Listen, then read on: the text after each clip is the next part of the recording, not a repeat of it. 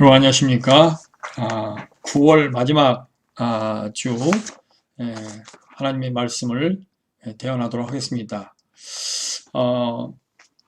오늘 우리에게 주신 하나님의 말씀은 사무엘상 1장에서 20절까지입니다. 사무엘상 1장 1절에서 20절. 그런데 굉장히 기네요. 그래서 제가 5절까지만 읽도록 하겠습니다. 5절까지 읽고 나머지는 여러분께서 이미 잘 아시는 내용이니까 다시 한번 읽어보시고 그 내용을 한번 보시길 바랍니다. 자, 사무엘상 1장 1절 보겠습니다. 에브라임 산지 라마다임 소빔에 에브라임 사람 엘가나라 하는 사람이 있었으니 그는 여로함의 아들이요 엘리후의 손자요 도후의 증손이요 숲의 현손이더라. 그에게 두 아내가 있었으니 한 사람의 이름은 한나요 한 사람의 이름은 분인나라. 분인나에게는 자식이 있고 한나에게는 자식이 없었더라. 이 사람이 매년 자기 성읍에서 나와서 실로에 올라가서 만군의 여호와께 예배하며 제사를 드렸는데 엘리의 두 아들 홈니와 비느하스가 여호와의 제사장으로 거기에 있었더라. 엘가나가 제사를 드리는 날에는 제물의 분깃을 그의 아내 분인나와 그의 모든 자녀에게 주고 한나에게는 갑절을 주니 이는 그를 사랑함이라. 그러나 여호와께서 그에게 임신하지 못하게 하시니. 여기까지만 제가 읽도록 하겠습니다. 잠시 기도 드리고 하나님 말씀 대언하겠습니다. 사랑과 은혜가 많으신 하나님, 이 혼돈의 시대에 저희들을 눈동자처럼 지켜주셔서 아무 탈 없이 건강하게 이렇게 호흡하며 생존할 수 있도록 주님 역사하심을 감사드립니다. 하나님, 오늘도 사무엘상 말씀을 통해서 저희들에게 하시고자 하는 말씀이 있으실 텐데 저희의 입을 통해서 저희 입을 이용해서 하나님 직접 친히 말씀하시기를 소원합니다. 그 말씀을 우리가 깨닫는 대로 우리가 삶에 적용할 수 있도록 주님 인도해 주시옵소서. 감사드리며 예수님 이름으로 기도하옵나이다. 아멘. 아멘. 이 사무엘상 우리 한어부에서 매주 토요일마다 그 성경 읽기 통독을 하고 있거든요. 몇 주 전에 이제 우리가 사사기를 다 읽었어요. 그리고 룻기까지 다 읽었습니다. 그리고 어느덧 사무엘상 들어가는가 했더니 벌써 마지막 부분을 다 읽게 되고 이제 하편으로 들어가게 됩니다. 자, 이 사사기를 비롯해서 이 사무엘상, 사무엘하 계속 뒤에 나오는 이 역사서라 그러죠. 이 역사서를 보면 그 시대 상황을 이제 우리가 볼 수 있는데 그 시대에 어떤 시대였는지를 볼 수가 있는데 이 사사시대, 여러분도 다 아시다시피 이 사사시대는 그 이스라엘 백성들이 여호수아가 죽은 후에 이제 가나안에 입성하지 않습니까? 가나안에 입성해가지고 그 이스라엘 민족들이 이 토속신이라 할 수 있는 그 풍요의 신, 중동 지역에 편만하게 퍼져 있다고 하는데 중동 지역뿐만 아닙니다. 전 세계에 퍼져 있다고 볼 수 있죠. 하여튼 이 풍요와 이 다산의 신인 바알과 아스타롯 이 신들을 섬기게 됩니다. 그러니까 율신이신 이 하나님께서 노하십니다. 하나님께서 화가 나셔가지고 그럴 줄 알고 그러셨겠죠. 이방 족속들을 강성하게 만들어요. 이방 족속을 멸해야 되는데 그들을 강성하게 만들어가지고 이스라엘 백성들을 괴롭힙니다. 그러면 이제 그럴 때마다 살려달라고 처음에는 애원하지 않습니까? 사사기를 보면 그런 내용들이 계속 나오죠. 그래서 사사들을 등장시켜가지고 그들을 구원합니다. 이렇게 해서 8지파에서 12명의 사사를 세우셔요. 그래서 일시적으로 그들을 구원하시고 치리하십니다. 그렇게 하기를 410여 년을 사사시대에 이스라엘은 그 사사시대를 보내는데 그야말로 이 410여 년 동안 온갖 죄악과 불신앙 만연하고 뭐 혼돈과 무질서 뭐 극에 달합니다. 또 사사들 대부분도 뭐 이스라엘 그 백성들 전체를 뭐 이끌어 갈 만한 그런 뭐 지도자적 그런 자질이나 뭐 인격이 갖춰지지 못해가지고 그들이 결국은 나중에 초심을 잃어버리고 교만해지고 전횡을 휘두르고 왕처럼 말이죠. 전횡을 휘두르고 막 그러지 않았습니까? 이 결국은 어떻게 됩니까? 외부적으로는 계속해서 뭐 브레셋이라든지 에돔이라든지 이런 이방족이 쳐들어오고 그래서 맨날 위기를 맞이하고 지파 간에는 또 뭐 연대의식 이런 건 이제 완전히 사라졌죠. 무너졌습니다. 그래서 지파 간의 전쟁 뭐 서슴지 않습니다. 그냥 싸워도 됩니다. 그 베냐민 사건 아주 유명하지 않습니까? 예. 자, 이때에 이렇게 혼돈의 시대에 마지막 사사이자 선지자이면서 제사장직을 겸했던 사무엘을 이제 등장시키십니다. 물론 당시에 제사장이 있었죠. 엘리라고 하는 제사장이 있었습니다. 엘리는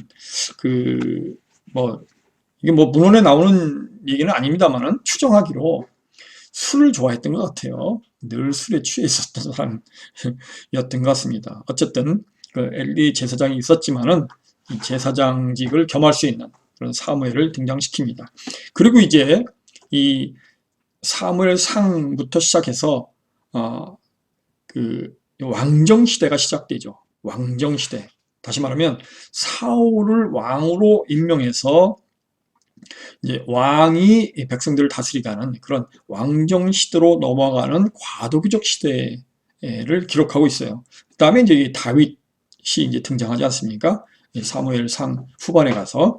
자, 그런데 이제 오늘 이 사무엘상 1장 아주 중요한 내용을 담고 있는데요. 이 사무엘상 1장은 우리가 너무나도 많이 듣고 잘 알고 있는 한나의 기도로부터 출발을 합니다. 한나의 기도. 기독교인으로서 기독교인이 꼭 아니더라도 결혼해서 아이를 낳지 못하는 여자분들에게는 뭐 아주 유명한 그런 기도라고 할 수 있죠. 또 그것뿐입니까? 응답받는 기도의 대표적인 기도 중에 하나 아닙니까?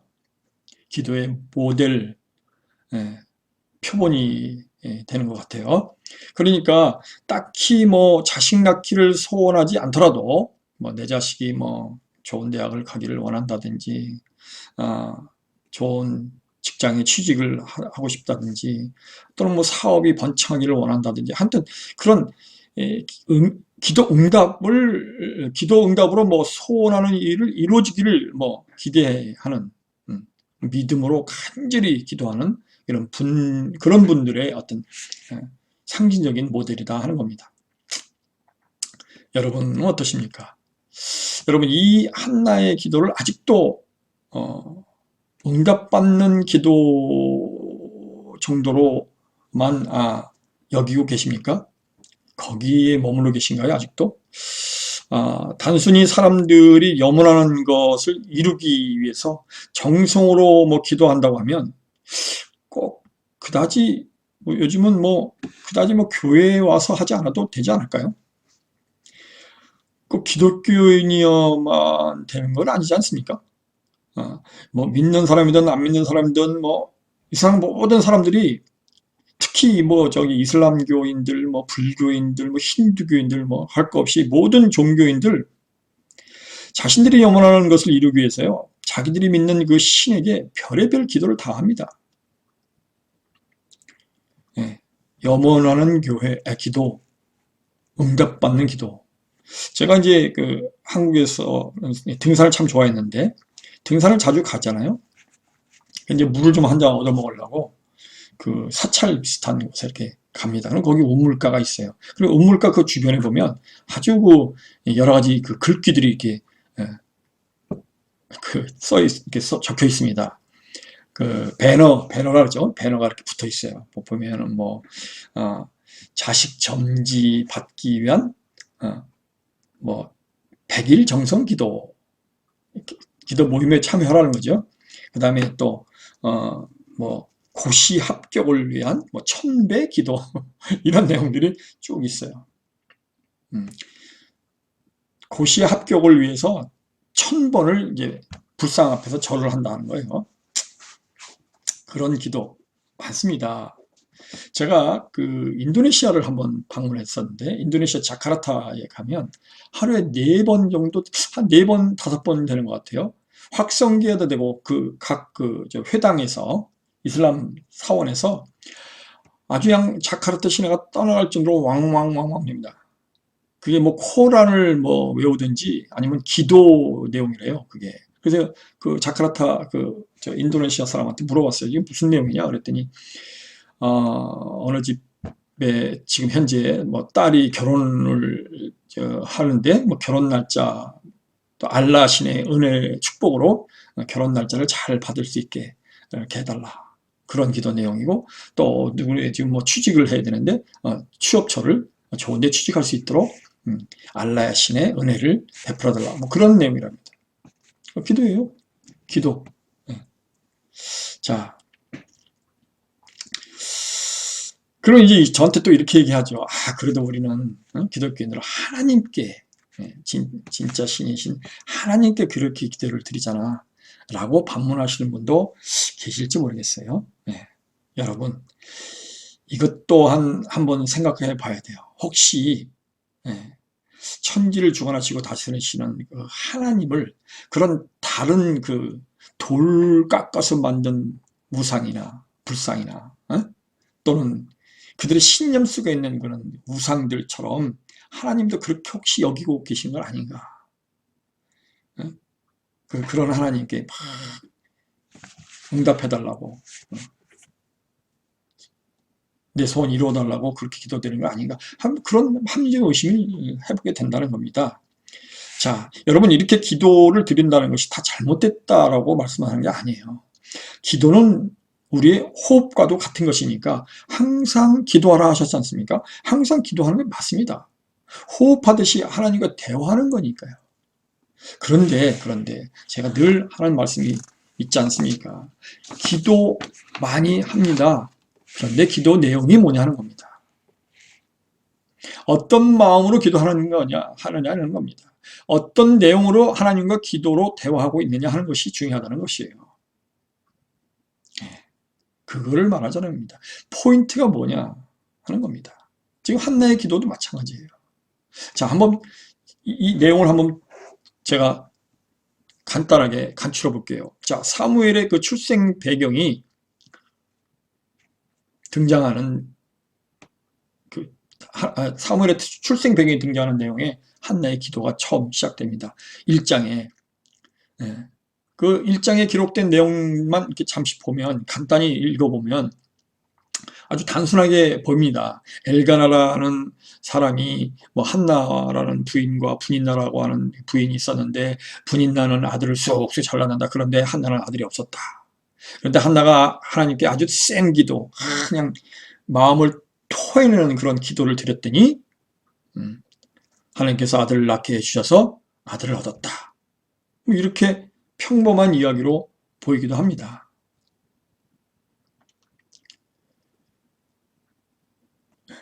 그것만이 다가 아니라는 거예요. 그런데 그냥 아들을 얻은 것으로만 그 메시지로 충분하다. 우리도 이렇게 마음을 토해내는 그런 기도하자. 그것을 메시지로 받는다면 할 말 없습니다. 어쨌든 원하는 자식 얻었으면 됐지 우리도 이렇게 기도해서 소원을 이루자. 이렇게 말한다면 더 이상 할 말은 없어요. 그러나 그래서 이루어지지 않으면 내 믿음이 약해서 그런 거지.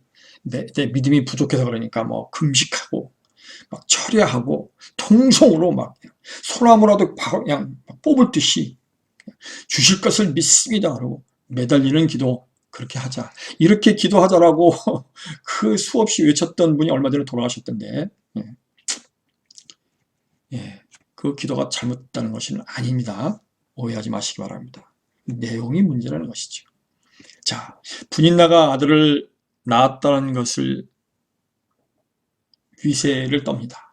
한나의 마음을 격동시켜요. 그러나 그러니 이 한나의 마음이 번민합니다. 지독히 심한 그 괴로움을 당합니다. 그러나 할 말이 없어요. 왜? 당시에는 자식을 못 낳으면 죄인이니까. 머리를 들고 다닐 수가 없어요. 죄의식에 사로잡혀 있는 겁니다. 한나의 마음이 이 격동한 이 한나의 마음, 하나님께 마음을 토해낼 수밖에 없는 이 한나의 이 마음. 자, 이 마음이 하나님의 마음과 똑같았다는 거예요. 하나님의 마음과 똑같았다는 겁니다. 뭔 그런 얘기를 하냐? 왜 그런 얘기를 하냐? 한번 보세요. 하나님께서 한나가 임신을 못하게 하셨다고 합니다. 임신을 못하게 하시다가 한나의 마음에 아들 하나가 간절함을 보시고 한나의 서원 기도를 들으신 후에 사무엘을 낳도록 허락하십니다. 이것은 이 말씀 우리가 읽지 않았습니다만 이 내용에도 마음이 통했다거든요. 하나님과 마음이 통했다. 그 말씀은 뭐냐면 지금 이 한나의 이 간절한 마음이 하나님의 마음과 똑같았다는 거예요. 하나님의 마음과. 한나가 서원 기도의 내용처럼 하나님께서도 아들을 주시면 내가 그의 평생에 그를 여호와께 드리고 삭도를 그의 머리에 대지 아니하겠나이다. 평생을 하나님께 바쳐지는 아들이 필요하셨던 것이다 하는 겁니다. 그러니까 지금 한나가 아들이 간절하지 않습니까? 그런데 하나님도 지금 아들이 간절했다는 거예요. 그래서 그 마음이 서로 통했다는 겁니다. 그 통하는 기도를 드리고 난 후에 한나의 안색이 어떻게 됐어요? 웃음으로 바뀌지 않습니까? 수심이 가시면서 그런 내용들이 나옵니다. 자, 그럼 왜 하나님도 이런 마음을 가셨을까? 왜 하나님도 아들 하나가 절실히 필요하신 그런 마음이셨을까? 여러분 제가 서두에도 말씀드렸지만 지금 이 사사 시대를 지나는 이 이스라엘 백성들, 이스라엘 족속, 하나님의 백성 지금 상태가 어땠습니까? 이스라엘 민족이 가나안에 들어와서는 살만하니까 하나님을 배신합니다. 그 토속신이라고 하는 바알과 아스타로신을 사랑에 빠졌어. 수차례 죽음 앞에서 사사들을 등장시켜서 구원해 주셨지만 어떻게 합니까? 건져내주면 또 얼마 가서 또 건져내주면 또 얼마 가서 또 그러기를 수차례 12 사사라니까 뭐 12번 했다고 봐야 되겠죠?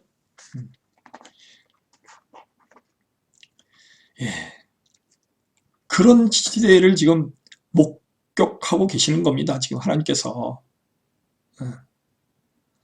제대로 된 의인 하나가 없는 거예요. 지금 율법은 자기들 마음대로 해석해서 행하는 겁니다. 사사기 마지막 장 마지막 절 21장 25절에 보세요. 뭐라고 나와 있습니까? 그때에 이스라엘에 왕이 없으므로 사람이 각기 자기의 소견에 옳은 대로 행하였더라. 이렇게 기록하고 있습니다. 여기서 왕은 율법을 집행할 사사를 말하는 것이죠. 율법을 집행해서 바르게 집행할 사사가 없었다는 겁니다. 의인 하나가 없는 겁니다. 하나님 마음 안에 그런 의인 하나가 간절하셨던 거예요. 그 마음이 한나의 마음과 똑같았다는 겁니다. 하나님께서 하나님에게 그랬을 거예요. 야, 너는 아들 하나 없다고 그렇게 간절하냐? 나도 그렇다. 그러셨을 거라는 생각이 들어요. 나도 그래. 하나님께서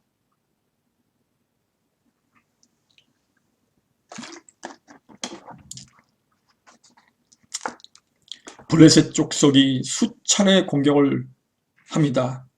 번번이 당하면서도 이젠 여호와 하나님을 부를 생각도 안 합니다. 믿음이 완전 바닥났어요.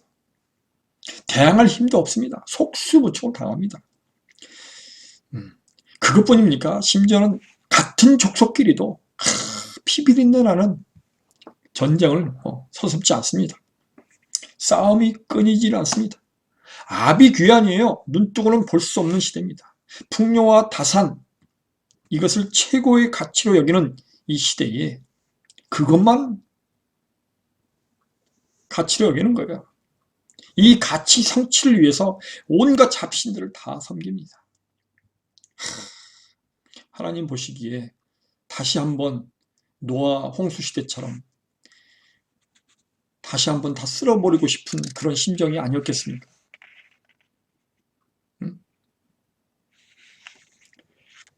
다시 쓸어버리고 싶은 생각이 아니었겠어요. 그런데 홍수 시대 때 다시는 물로 멸하지 않겠다고 하셨으니 그 약속은 지키셔야 되겠고, 하나님의 마음이 번민하셨고 하나님의 마음이 격동하셨던 것이, 그 마음이 한나의 마음과 똑같았다는 겁니다. 그래서 제대로 된 하나님의 메시지를 전달할 자, 이 오합지졸이 되어버린 당신의 백성을 하나로 규합해서 지휘하고 하나님께로 인도할 만한 그런 사람이 필요했던 것이에요. 이것이 바로 하나님의 마음인데, 아들 하나를 낳았으면 하는 이 한나의 마음과 같았다 하는 겁니다. 자, 한나는 남편 엘간을 따라서 실로에 올라가서 수없이 자식 하나를 염원하면서 하나님께 간곡히 기도드렸을 것이에요. 수없이 했을 겁니다. 그러나 매번 하나님의 마음과 일치하는 기도가 아니었기 때문에 아마 하나님께서 그의 임신을 막았다는 것 같아요. 막으신 것 같아요. 한나가 이렇게 오랜 동안 기도를 드린 뒤에 결국 마지막에 결정하지 않습니까? 아들을 주시면 나실인으로 하나님의 성전에 바치겠습니다. 삭도를 대지 않겠다고 하면서 하나님께 바치겠다고 서원을 하는 겁니다. 꼭 사사 입다가 딸을 바치겠다고 하는 장면과 좀 비슷하지 않습니까? 여러분, 이 나실인의 그 규례는 민수기 6장 1절에서부터 쭉 나오는데요. 아주 잘 나와 있습니다. 평범한 사람의 그 삶이 아니에요. 나실인 규례를 알게 되면 정말 특별히 쓰임받는 사람 아니면 이 나실인의 규례를 지킬 수가 없습니다. 그런데 보세요. 한나가 이렇게 나실인의 규례대로 살게 하면서 하나님께 바쳐질 아들인데, 아니 자식도 키우는 맛이 있는 거 아닙니까? 데리고, 근데 키워보지도 못하면서 그 성전에다가 하나님께 바쳐버리는 아들을 뭐하려고 그렇게 애원하면서 달라고 했을까요? 그냥 아들 하나 낳아봤으면, 자식 한번, 나도 자식을 낳을 수 있다, 나도 자식을 얻었다 라고 하는 걸 사람들한테 보여주기 위해서 그랬을까요? 좀 의문이에요. 바쳐질 아들을 뭐하려고 그렇게 애원하면서 달라고 했을까요? 저는 여기에서도 이건 응답받는 기도가 아니라는 겁니다. 하나님의 마음과 통하는 그런 기도였을 거라는 것이 이 부분에서도 볼 수 있다는 것이죠. 자, 하나님의 메시지를 제대로 전할 수 있는 그런 완전한 사람이 필요했던 것이에요.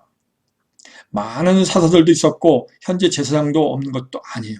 그러나 제대로 된 하나님의 마음에 합한 사람이 없어서 하나님께서도 사무엘 같은 사람이 간절하셨던 겁니다. 근데 보세요. 아주 평범한 안악이었지 않습니까? 한나. 자식을 낳자마자 나실인으로 하나님께 바치겠다, 그렇게 서원합니다. 이 보통 사람이 할 수 있는 게 아니지 않습니까? 하나님의 마음을 알았던 것처럼 기도를 드리는 중에 하나님의 마음을 헤아렸던 거예요. 하나님께서도 나와 똑같은 마음이시구나. 그럴 때 한나가 네, 하나님께 바치겠습니다. 자, 솔직히 말해서 보통 사람이면 나와서 키우는 재미도 없는 그렇게 바쳐질 아들을 이렇게까지 간절히 애원했을까 싶습니다. 한나의 결정도 대단한 결정이지만 이 믿음의 반열에 있던 많은 그 믿음의 선조들이 이런 신앙을 가졌다는 것이에요.